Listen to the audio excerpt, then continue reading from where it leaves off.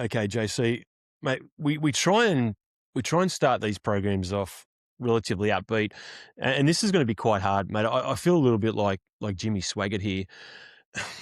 I have to begin this show with an apology for my disgraceful performance in last week's show. It was absolutely, as I said, unforgivable.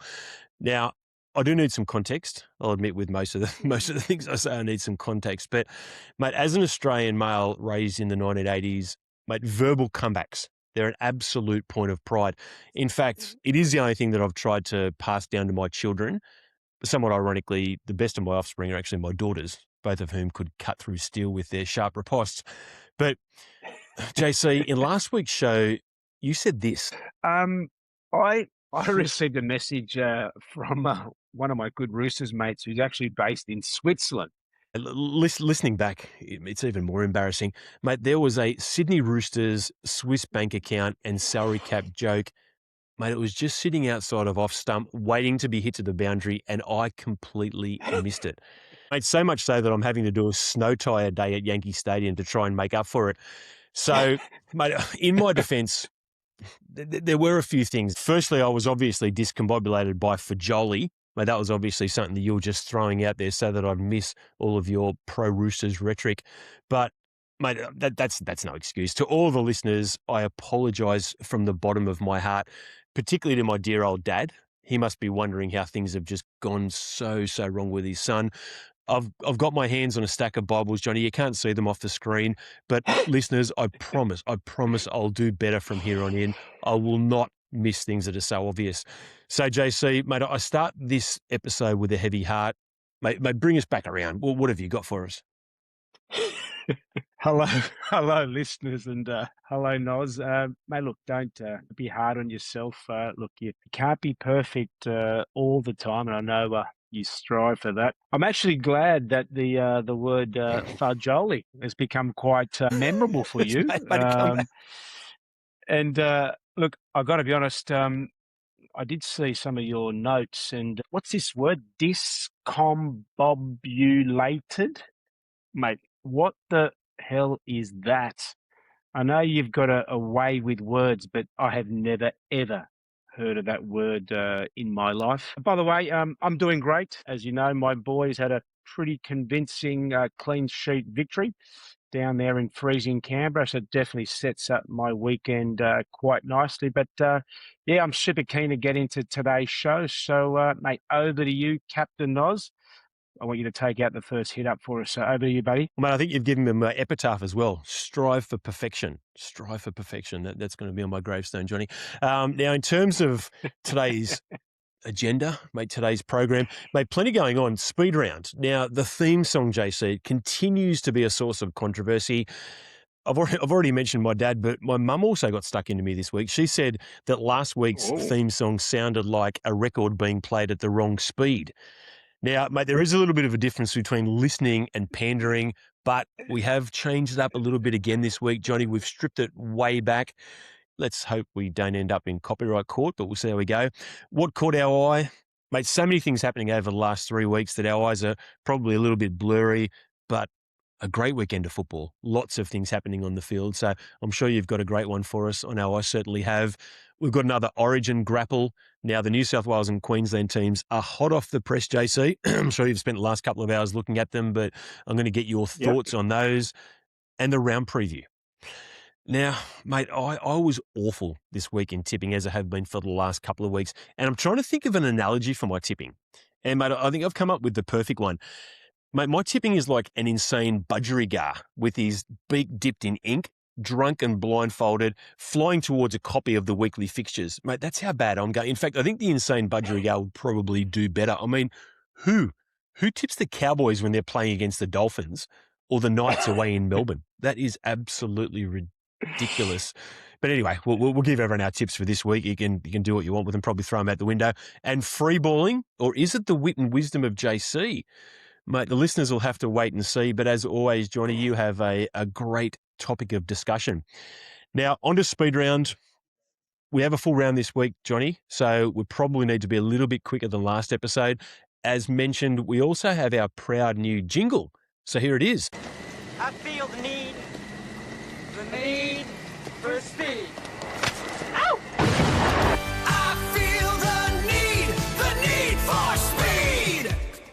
Sea Eagles versus Rabbitohs.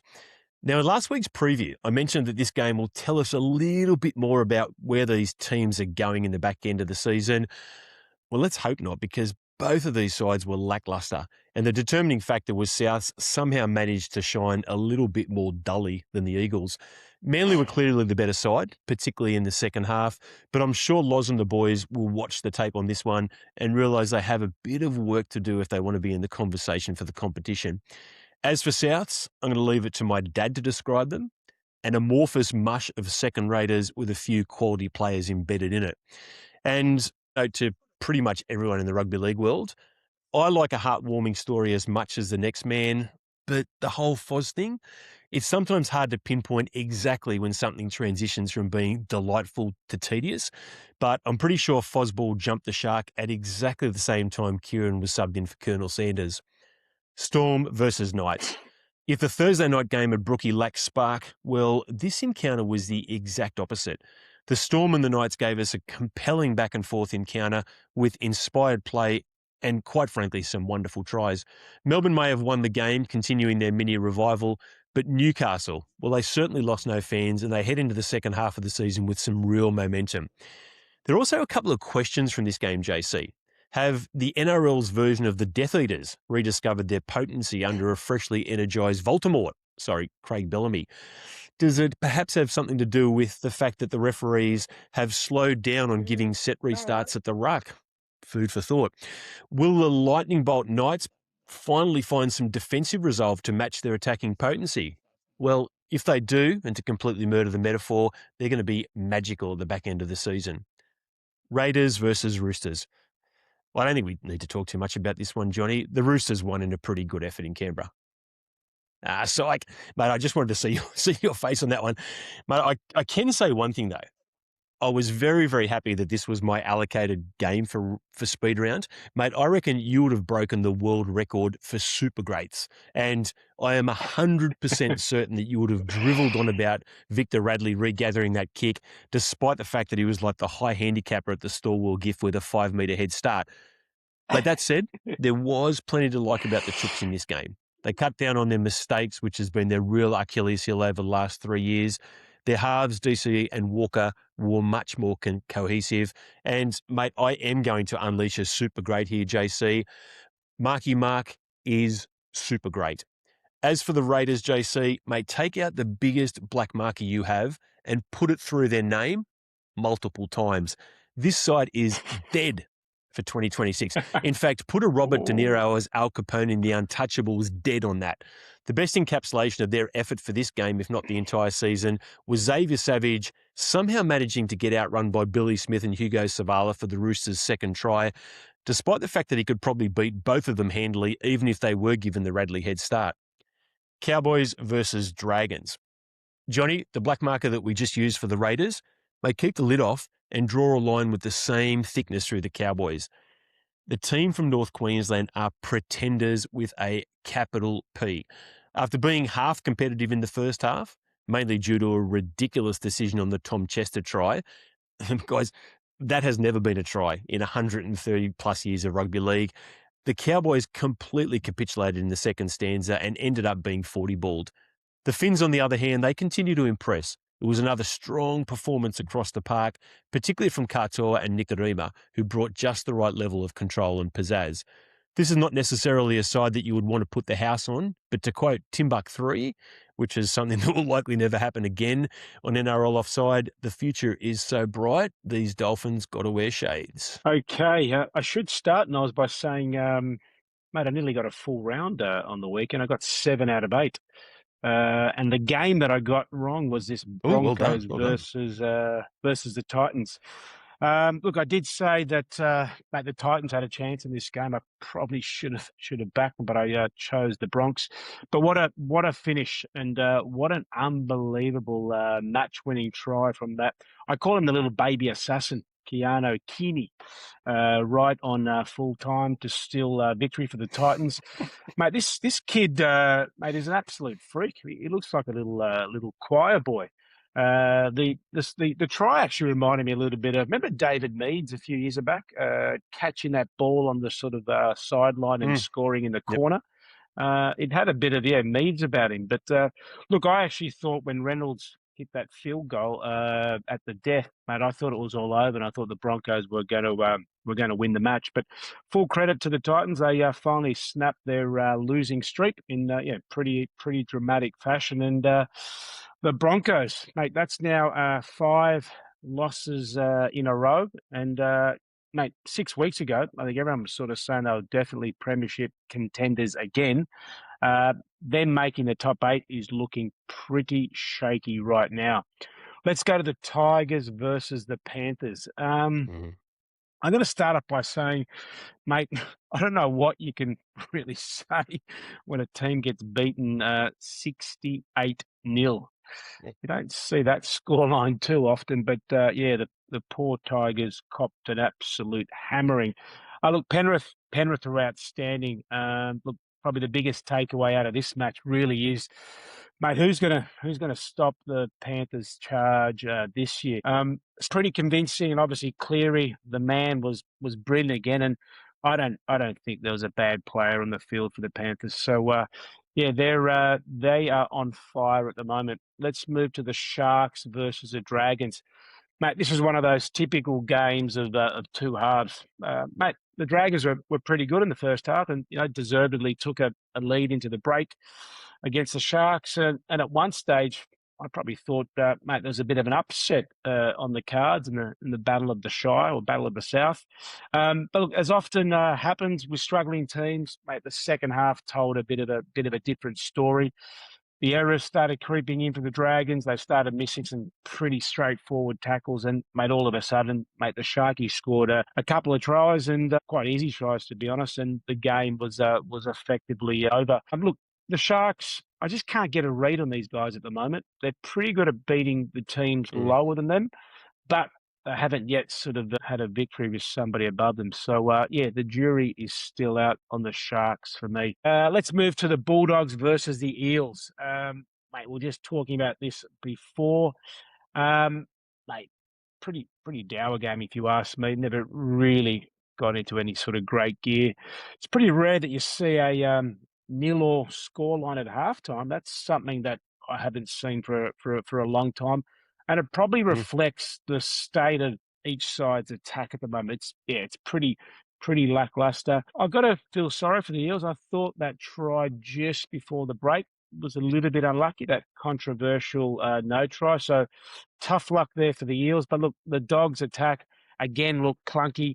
And this is becoming a pretty much a reoccurring theme for these guys. But as I said, credit to the Eels. They fought back to 12 all, and then unfortunately conceded that penalty at the end, and eventually lost the game. Just want to make a shout out to Satili Tupanua for the Doggies.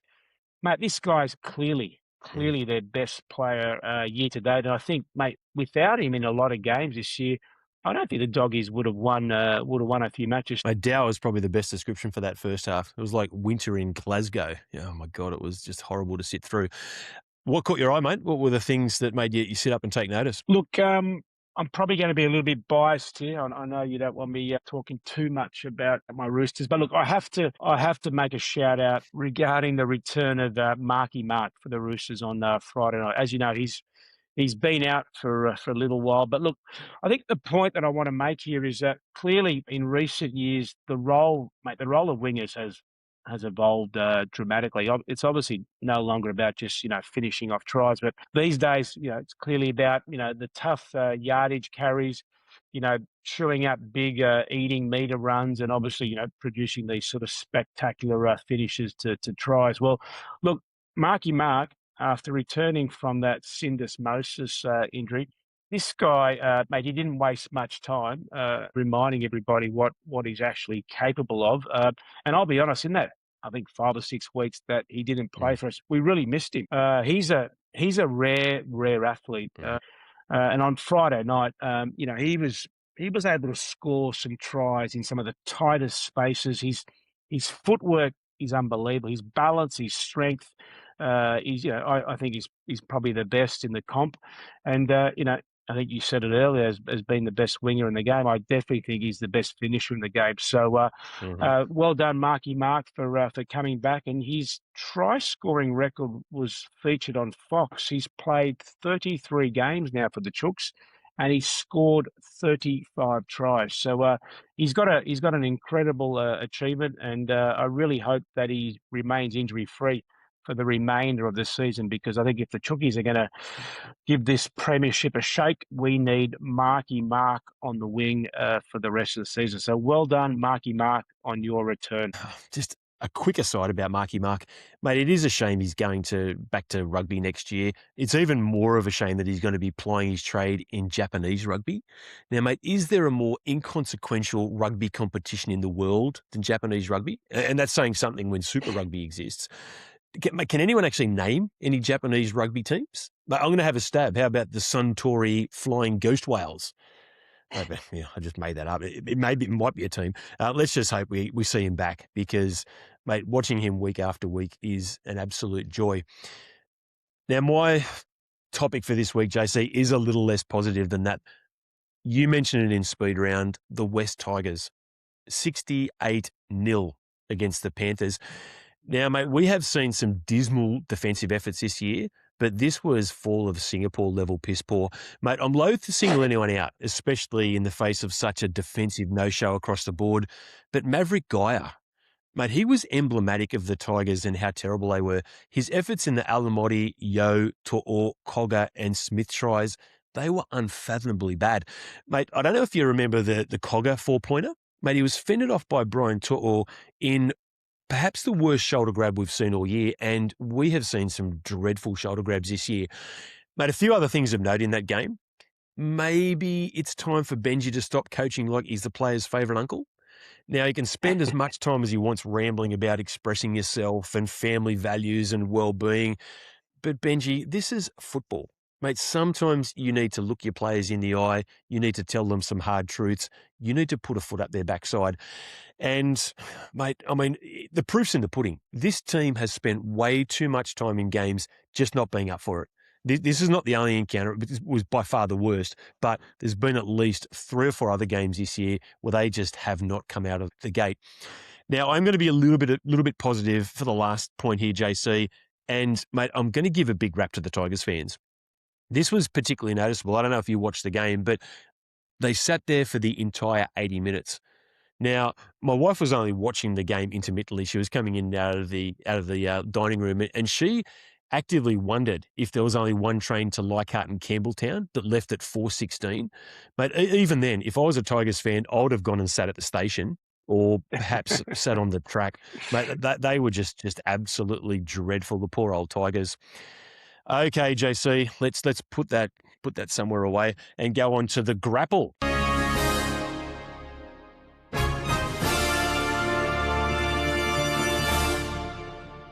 Okay, JC, the Origin teams are hot off the press, mate. What are your thoughts? Oh, look, I think the Blues have named a pretty strong side, if you ask me. I think obviously now with the inclusion of Payne Haas, he was clearly missed in game 1 up front.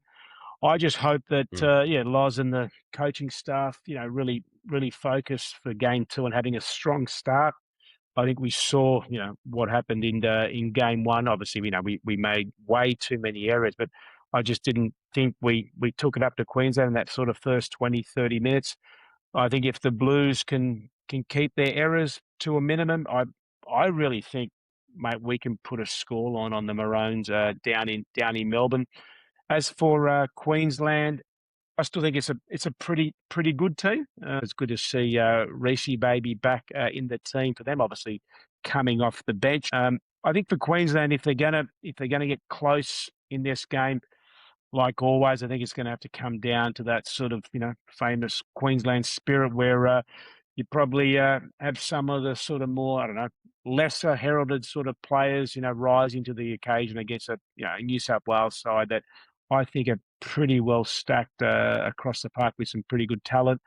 But if I'm just sort of purely looking at this game 2 on form, both teams, I just think New South Wales are way stronger, and I really can't see Queensland getting close to us. So I've tipped the Blues to wrap the series in Melbourne. 2-0 lead back at Suncorp. And I think Nathan Cleary, mate, I think it's his time. I think potentially he's on track for another man of the match, and deservedly will probably get the Wally Lewis medal if New South Wales are able to clinch game 2. So go the Blues, and let's get the monkey off the back for Nathan, and have a great Origin too. Go the Blues. There is still a very, very big question mark over Nathan Cleary, and whether or not you like to admit it, JC, he has not stood up and matched a Queensland team in a real man-on-man crucible game. I also have a little bit of a quibble with your statement that New South Wales players are in form. Mate, again, we just talked about the Canterbury Parramatta game. Is Stephen Crichton in form? If we look back onto Saturday night, is Payne Haas in form? Is Katoni Staggs in form? How about Api Coruscant? Mate, he just captained a team which put in one of the worst defensive efforts that we've seen for the last 5 years.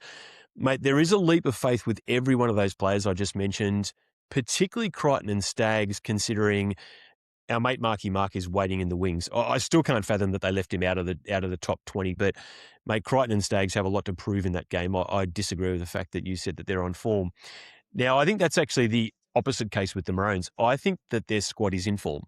Their backline in particular, mate, they've got a group of players that are humming at the moment. I really like their back five of Ponga, Cobbo, Toya, Tabuai Fido, Jojo Fafita. Of course, the inclusion of Reece Walsh on the bench is a big in. Now, again, this probably goes counter to what I was just talking about in regards to the Queensland backs being on form. I was sort of calling for him. In fact, I made it a point of at least 2 shows bagging Billy Slater for leaving him out. And, mate, Reece, we replayed that faith by putting in 2 absolute shockers for the Broncos in clubland. But, I mean, let's face it, any Maroons squad, he has to be in it. And I'm also just wondering, going back to what we were talking about in terms of what Billy was thinking about with game 1, what's changed? So what's changed between game 1 and game 2? Now, as for the Queensland forwards, mate, they have an undersized back row. They're all goers. Their front row rotation's a little bit light as well with Carrigan not being there. But, mate, Tino and Flegler are really playing well at the moment. And I think they're a match for New South Wales, even with Haas back in the Blues team. One of the real features of games where Tino and Haas are both playing is Tino just goes at him. It's another thing we really have to look forward to in game 2. Now, we are going to have our fully blown preview next week, JC. We're going to talk about it in a little bit more detail. But, mate, I think if Queensland can replicate their first half effort and not lose focus as they did in the second half, I think they're going to be tough to beat, especially if the Blues degrade to playing lozball like they did in the first half of game 1 and arguably for the first 20 minutes of the second half. Now, I'm going to finish with this one, JC. I know that everybody over the last 7 or 8 weeks has been trying to work out exactly what Fozball is at Manly. But, mate, Lozball, that's very, very clear. It seems to consist of go through the motions slowly. So he's hoping that Cleary, Yo, Teddy, all of our New South Wales Blues just ignore whatever Laurie Daly tells him in the dressing sheds and just put it on for us because, mate, he's an absolute bad anchor with his coaching. Okay, a little bit of controversy, JC. Let's see if we can carry that through to the round preview, mate. What have you got for us? Okay, let's start with the Broncos versus the Rabbitohs. I think this shapes as a pretty good contest. Obviously, both teams may have been struggling for consistency over the past month or so. Probably the Broncos maybe a bit more than the Rabbitohs. There's a few big storylines here. You got Madge Maguire up against mate King, Wayne Bennett, and both of them actually facing their former clubs, which is quite intriguing. I think for Brisbane, this pretty much is a season-defining game. If they lose, I really can't see them mounting any sort of challenge towards the finals from here on. They've obviously got a few players out through Origin, couple that are injured. So obviously it's going to make the task a little bit more tougher for the Bronx. I'm actually going to go for the Bunnies in this one being played here in Sydney. So, yeah, the Rabbitohs. Mate, this is a really interesting game. Somehow Souths are still sitting inside the top 8, but, mate, it's a very, very tenuous position. Not only are they losing 1 in 3 in their last fall, but, mate, they're actually looking worse week by week. I think the 2 main issues with the red and green are a lack of a real front row leader. Mate, Kalama Matangi is an elite footballer, but he is not a prop. And also a lack of any direction around the paddock. We've talked about Cody Walker. Again, mate, he just isn't getting it done. The Broncos, Mate, a lot was made last week about them starting their run and repeating what they did in 2025. They pulled out those Schmicko black jerseys. Mate, if anything, they looked a little bit better this year with those wonderful chrome numbers. Mate, they also were very hard-nosed in that game. They said all the right things. They put in some pretty impressive defence in the last 20 minutes.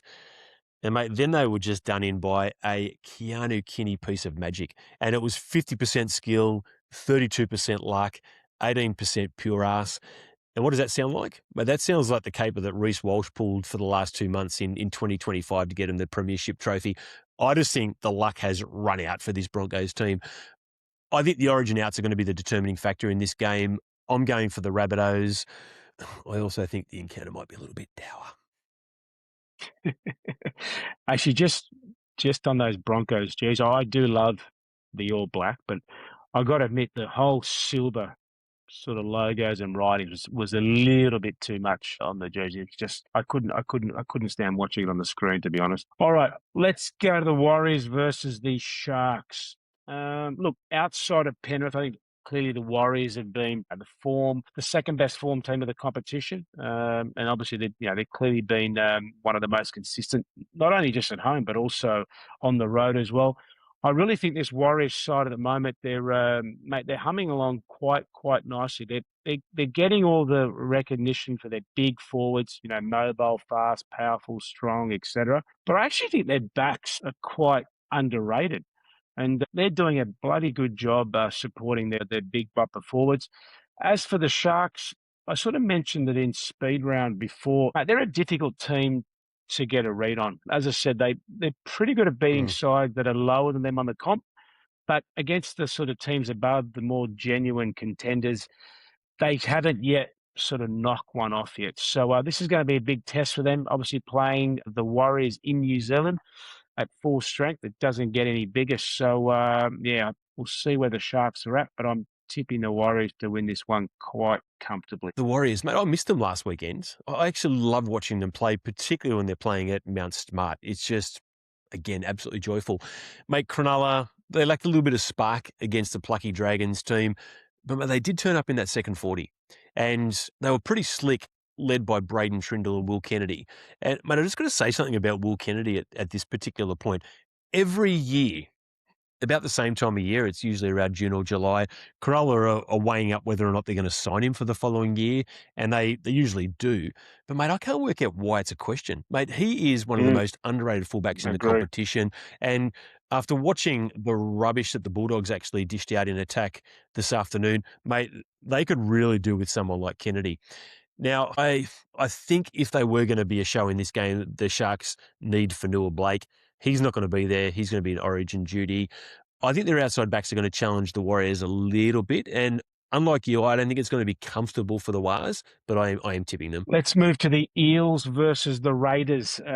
Look, this is one of those lottery games where you could probably tip a draw. Both sides have been pretty disappointing this year. And they're pretty sort of hard to trust sort of week to week. But I'll lean towards the home side, your Eels, Noz, and that's not with a hell of a lot of confidence. One of these teams has to win, and I just think Parramatta at home might just get over the line. And look, and if the Eels do get the chocolates, I just reckon Ricky Stewart, he may not even show up for the post-match press conference. I'm not sure if you saw what he did last week, but he rocked up for about a minute and left totally disgusted. So if they were to lose against your boys, I don't think he'll even be there. So, see how we go. Mate, to be honest with you, I don't blame him. The Green Machine are the season's biggest disappointment by far.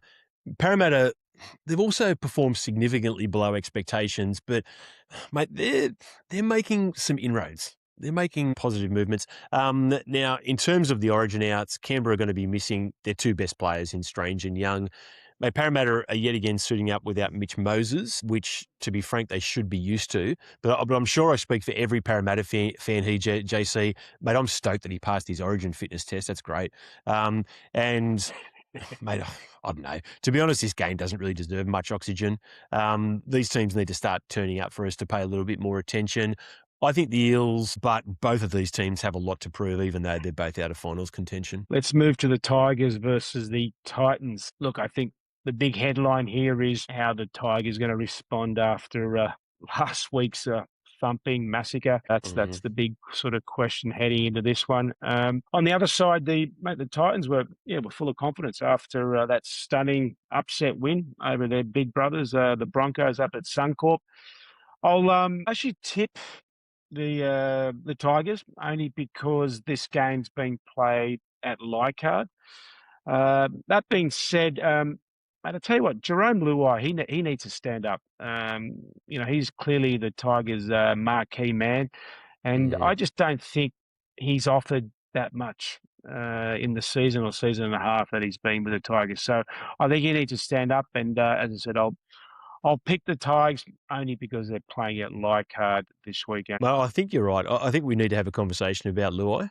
Now, he was Galvin's biggest critic last year, and I know there were some slight differences in the way that Galvin left the Tigers, but he's brought nothing. He is bringing less and less ever since he signed with Papua New Guinea. And yeah, I mean, someone needs to pull him aside and say, Jerome, it's time for you to start performing. You still are being paid out of West Ashfield, so how about you turn up every week? Now, in terms of where the Tigers are at the moment, mate, I said a lot of things about them in what caught our eye, but the club honchos need to be thinking about some changes. Mate, Benji must be on the hot seat now. This team has way too many games where they don't turn up. His new age, touchy-feely coachy is supposed to be all about connecting with the players, and there's not much point connecting with the players if they don't turn up week in, week out. The Titans, mate, they were okay last weekend, but a couple of things. Firstly, Brisbane aren't very good this year, and they got off with the arsiest play that we're going to see in the whole of the season. There's not quite a formula for sustained success. They're also going to be missing Tino and Jojo Fafita, two of their best performers. Mate, I'm actually going to go a little bit contra to what I've been saying for this podcast. I think the Tigers are going to have a massive bounce back in this one. They just have to respond and show some pride in their jersey. Okay, let's go to the game of the round, and it's the Dolphins versus my Roosters. Obviously, I had a quick look at the team lists, and clearly, if both teams had all their Origin stars available, mate, this would probably be one of the games of the season. So it's a big shame that they meet this week, with obviously both sides significantly undermanned. On paper, probably the Dolphins look the stronger outfit. I've got to be honest, mate. As I said, the Roosters are missing a stack of players. I think we're probably at 6 or 7 that are in Origin duty, so it'll make it pretty tough for us. But that being said, that I never tip against the Chooks. You know that. I'm really looking forward to seeing how Hugo steps up. Obviously, I'm pretty sure he'll move to the halves. And I'm then interested to see what Robbo does with the rest of the squads. Mate, this is going to be a great challenge for the Chooks. It won't be easy, but I'll stick solid with my boys. And I'm hoping the Chooks can get the victory up in Suncorp. But I absolutely love the fact that you come with all of these reasons as to why the Roosters aren't going to win. And then at the end of it, you just say, but the Roosters are going to win. There you go. Fantastic. Now, in terms of this one, mate, I mean, it's the Origin curse. Just strikes again. Mate, this game with both teams playing their full lineups would be crawl across broken glass stuff. But, mate, the Origin outs make this a vastly different game. That said, mate, if these two teams can match the spirit of the way that they're playing, I think it still firms up as a pretty good match, and that's why it's retained its status of match of the round. Mate, for the Chooks, I mean, I've mentioned this. My sort of opinions on this are very clear. Marky Mark would be in my Origin team. He'd be in any team that I ever picked, particularly with the current form of Steve Crichton, who quite frankly shouldn't be there. But, mate, the red, white and blue, they are happily going to see him in the number 2 jersey over the weekend. He is the most exciting player in the comp, and he can quite frankly win games on his own. The Finns, mate, they still have plenty of punch. So Katoa, Nikorima, Farnworth, mate, they're still going to challenge the Roosters even without the hammer Flegler and Finny Fuaki. Mate, I'm going Redcliffe for that very reason. I think this game's going to be a ripper. I won't be surprised if the Chooks give them a shake, but I just think that the Dolphins boys will have a little bit too much firepower and get over the top of them in the end. Okie doke. So there's our round preview, JC. Now, I mentioned the fact that we weren't quite sure whether or not it was going to be free balling or the wit and wisdom of JC.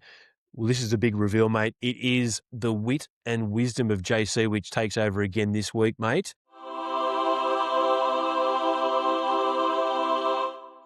What is on your mind? Okay, so I thought I'd take a look at the grand final hangover and those teams that make a grand final one year and then only to miss the finals completely the following season. So the reason why I thought I would delve into that, it's clearly at the moment we've got last year's grand finalists, who was the Broncos and the Storm. Mate, they're both currently made in danger of missing the top eight. And if that happens, it would actually be the first time since the NRL era that both grand finalists have missed the eight the following season. Now, we've had obviously scenarios where one grand finalist has missed the top eight the following season, and that's happened a few times. There's been some recent examples. So you remember the Broncos, they made the grand final in 2023 and then missed the top eight in 2024. Mate, your Eels, you probably remember, they made the GF in 22 and then missed the eight in 2023. And then, unfortunately, mate, the Eels again, and this was a big year. You remember 2001? Your boys were the minor premiers, obviously played in the GF, losing to Newcastle, and then failed to make the finals the following year. So, but if we fast forward to this season, the Broncos at the moment, they're currently sitting 12th on the ladder with 12 competition points. The Storm are also on 12 points. They're sitting 11th, obviously on a for and against scenario. So at this point of the season, both are looking shaky to make the eight. Obviously, Melbourne went through that. I think it was 7 losses in a row, and all of a sudden they've started to show or find a little bit of form. They've had a couple of wins. Whereas the Broncos right now, they're on a 5-match losing streak. So the $1 million question is, both grand finalists of last year missed the finals this year? My prediction is yes. And as I said, despite Melbourne, starting to show some signs of some pretty good form, or I call it a bit of a mini resurgence in the last sort of few weeks, the Broncos, I really can't see them going any further, even though they've got, a stack of talent. So at this point in time, I'm predicting both grand finalists won't make the eight, and that'll be the first time we've actually seen that happen in NRL era. So, mate, have you got a view on it, Noz? Do you reckon the teams will make the finals this year, or both will miss out? What's your view? Mate, I think the Storm are a better chance. I think the Broncos are gone. But, yeah, mate, as I said, it wouldn't surprise me. I think they're both at relatively long odds, and I know I said it last week. I think the Melbourne mini revival is a false dawn. So, yeah, mate, I'm going to go out on a limb with you. I don't think either of those teams are going to make the eight this year. Yeah, it's definitely looking that way. And also, if you look at the sides above them, there's about a 4-point gap. So, yeah, they've still got a bit of work to do to even get anywhere near that bottom part of the eight. Yeah, that was another great wit and wisdom. But I think I'm also going to term it JC's revenge. Mate, I think that was the revenge for the Roosters band by bringing up 2001. Mate, I'm just happy you didn't bring up 1998, but yeah, mate, you're certainly getting your little digs in after all of that Roosters band stuff over the last few weeks. It's going to take me a week to recover, but we are on to the end of the show, JC. Vox popping. Mate, we've had some great Vox poppings this week. I said a few weeks ago that some of our listeners are actually better at this than we are, but made a great suggestion from your friend in Switzerland last week. He gave us the idea to use the Top Gun quote as part of our speed round theme. So, mate, thank you very much to our listener in Switzerland for that one. Now, this one, JC, was commented on by a few listeners, and that was you playing with the golf ball throughout last week's episode. Now, again, quite a few people mentioned it. You probably thought about it yourself and have reflected. But it got this response from our most dedicated Vox Popper, Johnny Croak. Now, again, I'm going to have to read this verbatim, mate, because it was absolutely brilliant. My overriding impression of this week's show was the magnificent homage JC paid to Robert De Niro's Louis Cypher character in Angel Heart. I know he was caressing a golf ball, but due to my creative juices and poetic license, all I saw was a freshly peeled hard-boiled eggs. Now, as with James Caan movies, any reference to Angel Heart gets a walk-up start on the show, so keep them coming in. And somehow Croaky managed to top that with his conclusion. which was yet another Seinfeld reference. JC isn't a marine biologist, is he? The sea was angry that day, my friend. Again, they're better than us, JC. But what have you got for Vox Popping? Mate, I've got to start, mate, and I could swear F the golf ball. I actually had a feeling that was going to get a mention. When I watched the episode back, I remember thinking, mate, this golf ball thing is going to annoy a few people. And to be fair, it actually annoyed me as well. I'm not sure why the hell I was doing that so relentlessly during the episode. The funny thing is that I don't even play golf, and I don't even know why there's a golf ball on my desk. So look, as of today or this episode, there'll be no more playing with balls. Apologies to the listeners, and in particular to your mate, is it Johnny Croak, who was obviously keeping a close eye on what I was doing. So it won't happen again. Hey, the only other feedback from my side is again my mate over in Switzerland. I reckon we've officially converted him into a regular listener because he's always sending me messages and giving us tips and telling us this, that, and that. But I think he's now becoming our unofficial feedback and ideas man. Whether it's the Top Gun suggestion or whatever random topic he comes up with next. I think this guy's is going to be good for a little suggestion box. So, mate, love your work, Neil. That's my mate in Switzerland. Keep the ideas coming, mate. We really look forward to it. But in terms of playing with balls, it's just going to be metaphorical playing with balls whenever you're rambling on about the Roosters. But we have now come to the end of our show, guys. So thank you very much for listening. It's been great that you could join us. Now, I haven't had an exciting development with our feedback as well, JC. We've got a couple of new email addresses. So jc@nrloffside.com and noz@nrloffside.com. So send through your thoughts, especially as if they're as good as the ones that Johnny Croak and Neil are coming up with. So we thank those guys in particular. Also, guys, I always say this at this particular point of the show, please subscribe. If you're watching on YouTube, hit the subscribe. If you're listening on Spotify or Apple Music, just follow us. It'll make sure that we hit your feed every week. But thank you very much. Look forward to seeing you guys next week. Stay well, everyone. Take care.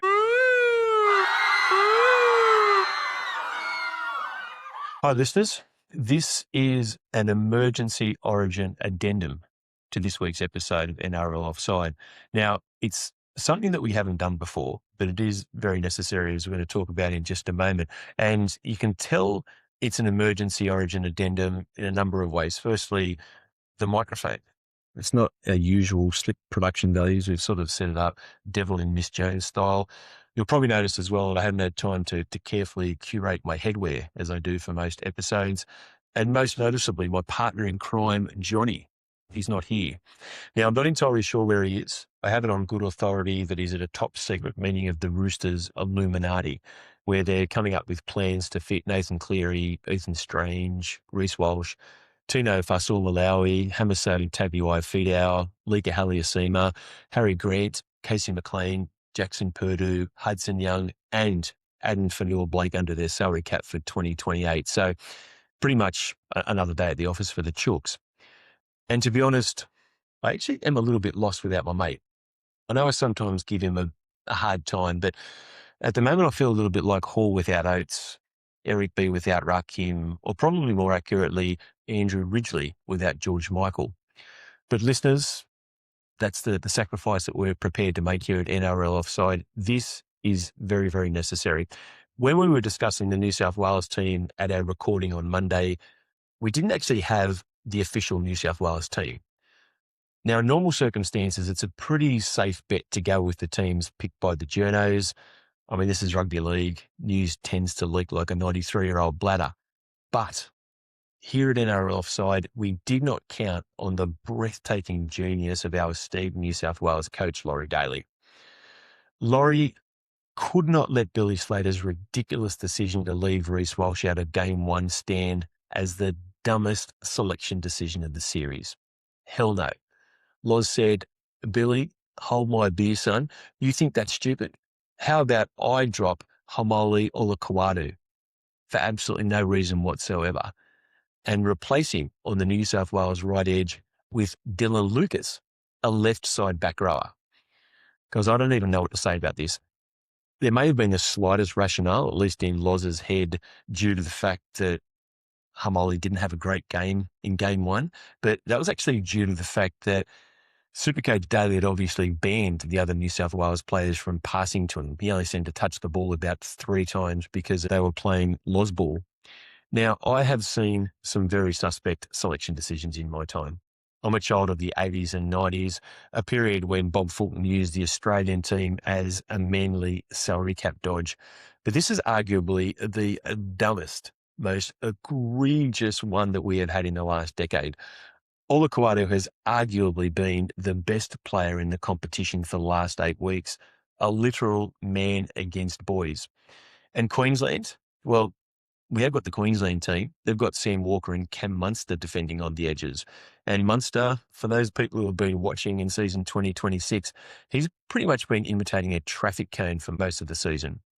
Now, the only selection decision I can think of to compare this to is when Monty Burns substituted Homer Simpson for Darryl Strawberry in the Springfield versus Shelbyville softball match. And at the very least, that made a little bit of tactical sense because Homer was a right-handed batter facing a left-handed pitcher. This one, to leave Hamoli out of the New South Wales team, makes absolutely no sense whatsoever. Now, guys, this is a little bit of a preview. Make sure that you tune in next week for our full analysis, our full preview of Origin. And to be honest with you, I'll probably need that long to work out exactly what just happened.